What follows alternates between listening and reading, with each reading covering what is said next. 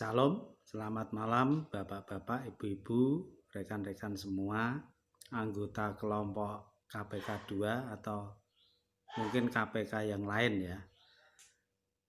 Dalam kesempatan ini saya akan menyampaikan renungan yaitu hidup diberkati Tuhan ya. Pasti kita semua pengen ya hidup diberkati Tuhan ya. Kita langsung saja akan membuka dalam Alkitab kita Kejadian 26 ayat 1 sampai 6. Ishak di negeri orang Filistin. Maka timbullah kelaparan di negeri itu. Ini bukan kelaparan yang pertama yang telah terjadi dalam zaman Abraham. Sebab itu Ishak pergi ke Gerar kepada Abimelek, raja orang Filistin. Lalu Tuhan menampakkan diri kepadanya serta berfirman, "Janganlah pergi ke Mesir, diamlah di negeri yang akan kukatakan kepadamu. Tinggallah di negeri ini sebagai orang asing, maka aku akan menyertai engkau dan memberkati engkau, sebab kepadamulah dan kepada keturunanmu akan kuberikan seluruh negeri ini. Dan aku akan menepati sumpah yang telah kuikrarkan kepada Abraham ayahmu. Aku akan membuat banyak keturunanmu seperti bintang di langit. Aku akan memberikan kepada keturunanmu seluruh negeri ini, dan oleh keturunanmu semua bangsa di bumi akan mendapat berkat.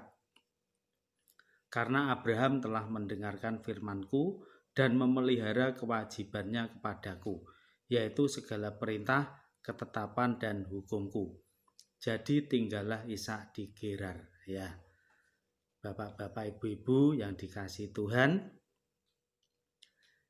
dalam kondisi seperti ini ya, kita itu pasti pengen ya hidup kita diberkati oleh Tuhan, apalagi situasi yang sulit ya karena pandemi virus COVID-19 ini ya. Nah, ini adalah contoh ya, Ishak itu adalah orang yang diberkati Tuhan, orang yang berhasil di masa yang sukar ya. Orang yang berhasil yang diberkati di masa paceklik, di masa kelaparan ya. Nah, Bapak-bapak yang dikasihi Tuhan, Ibu-ibu, rekan-rekan ya, sebenarnya apa rahasianya Ishak ya bisa diberkati Tuhan ya, padahal dia disuruh Tuhan itu tinggal di Gerar ya. Gerar itu sebelah selatannya Gaza ya, sebuah tanah berbukit-bukit ya, yang gersang dan tandus ya. Nah, kalau Tuhan nyuruh di situ untuk tinggal, beternak, bercocok tanam ya, secara manusia ya tidak mungkin ya. Ya, ini rahasianya yang pertama ya, dia itu menaruh hidupnya di bawah otoritas firman Tuhan ya. Dia itu taat sama firman Tuhan ya. Disuruh Tuhan tinggal di Gerar, ya dia manut tinggal di Gerar ya. Ya, dia benar-benar menaruh iman percayanya ya hanya kepada Tuhan. Kalau Tuhan yang nyuruh ya sudah dia laksanakan ya. Nah, dalam aplikasi hidup kita ya, kita juga harus benar-benar menaruh harapan kita hanya kepada otoritas firman Allah ya. Mari kita buka ya dalam Alkitab kita, dalam Roma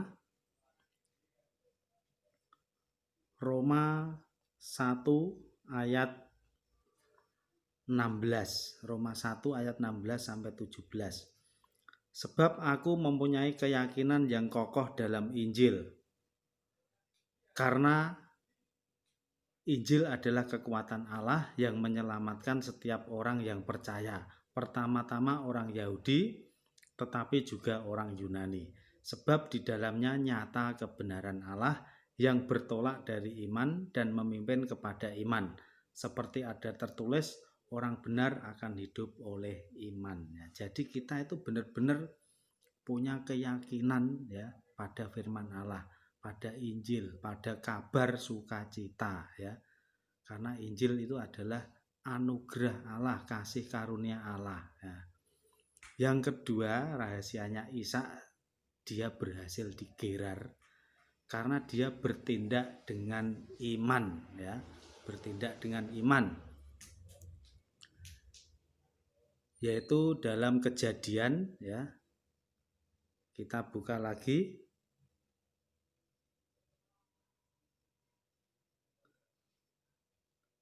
Dalam Kejadian pasal 26 ayat yang ke-12. Maka menaburlah Ishak di tanah itu, dan dalam tahun itu juga ia mendapat hasil 100 kali lipat, sebab ia diberkati Tuhan. Dan orang itu menjadi kaya, bahkan kian lama kian kaya, sehingga ia menjadi sangat kaya. Ia mempunyai kumpulan kambing domba dan lembu sapi, serta banyak anak buah, sehingga orang Filistin itu cemburu kepadanya. Nah, kita dalam kondisi sulit ya, tetap harus bertindak itu dengan iman ya. Seperti teladannya Ishak ya. Kita buka firman Tuhan yang menguatkan kita lagi, yaitu Mazmur 126 ayat yang ke-5. Mazmur 126 ayat yang ke-5. Orang-orang yang menabur dengan mencucurkan air mata akan menuai dengan bersorak-sorai. Orang yang berjalan maju dengan menangis sambil menabur benih pasti pulang dengan sorak-sorai sambil membawa berkas-berkasnya. Nah, Bapak Ibu yang dikasihi Tuhan, ini juga salah satu firman Tuhan yang menguatkan kita ya.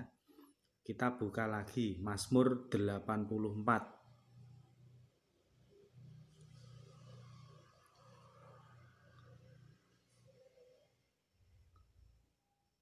Mazmur 84 ayat yang ke-7 dan ke-8.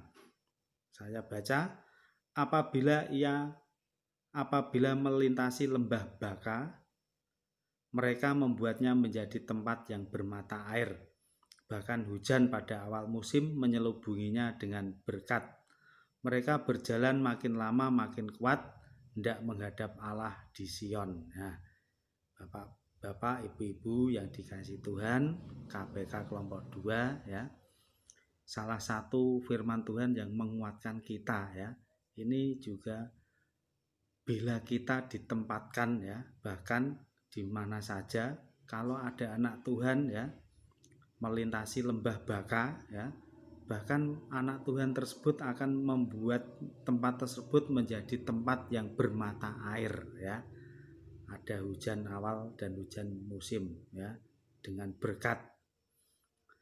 Ini sebagai contoh buat kita ya, Bapak-bapak, Ibu-ibu, dimanapun kita ditempatkan, dimanapun kita ada di posisi kita harus menjadi berkat.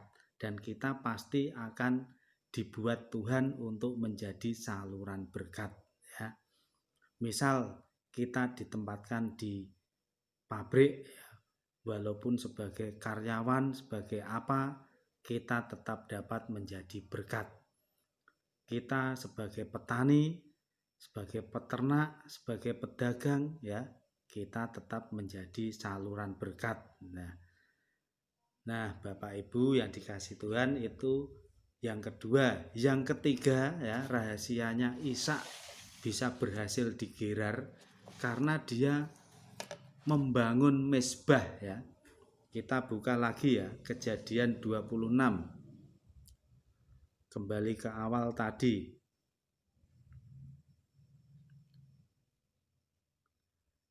Kejadian 26 ayat yang ke-25.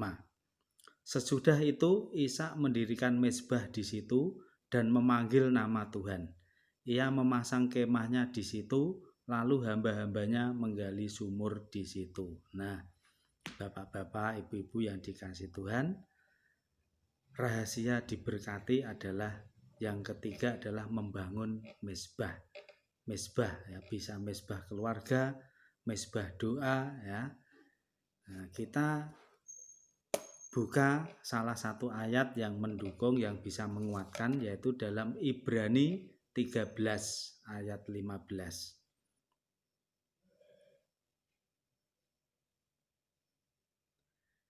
Ibrani 13 ayat 15. Sebab itu marilah kita oleh Dia senantiasa mempersembahkan korban syukur kepada Allah, yaitu ucapan bibir yang memuliakan namanya, ya.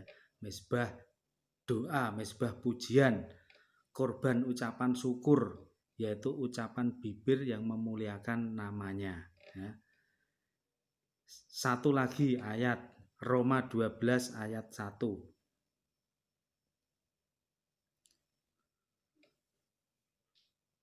Karena itu saudara-saudara, demi kemurahan Allah aku menasihatkan kamu supaya kamu mempersembahkan tubuhmu sebagai persembahan yang hidup, yang kudus dan yang berkenan kepada Allah. Itu adalah ibadahmu yang sejati. Nah, bapak-bapak, ibu-ibu yang dikasihi Tuhan, dalam membangun mezbah kita juga harus mempersembahkan tubuh kita sebagai ibadah yang sejati. Jadi segala tubuh kita, jasmani kita, rohani kita, apa yang ada dalam hidup dan kehidupan kita, ya, itu 100% buat Tuhan. Ya, itu adalah ibadah kita yang sejati. Ya, jadi bapak-bapak, ibu-ibu yang dikasihi Tuhan, rahasia untuk hidup diberkati Tuhan, ya, seperti teladan Ishak yang hidup di Gerar, ya, sebuah tanah yang tandus. Yang pertama tadi adalah menaruh hidupnya, harapannya hanya di bawah otoritas firman Tuhan. Yang kedua, dia bertindak dengan iman. Yang ketiga, dia membangun mezbah. Nah, itu yang bisa saya sampaikan, bapak-bapak, ibu-ibu anggota KPK 2, ya. Terima kasih, salam, Tuhan memberkati.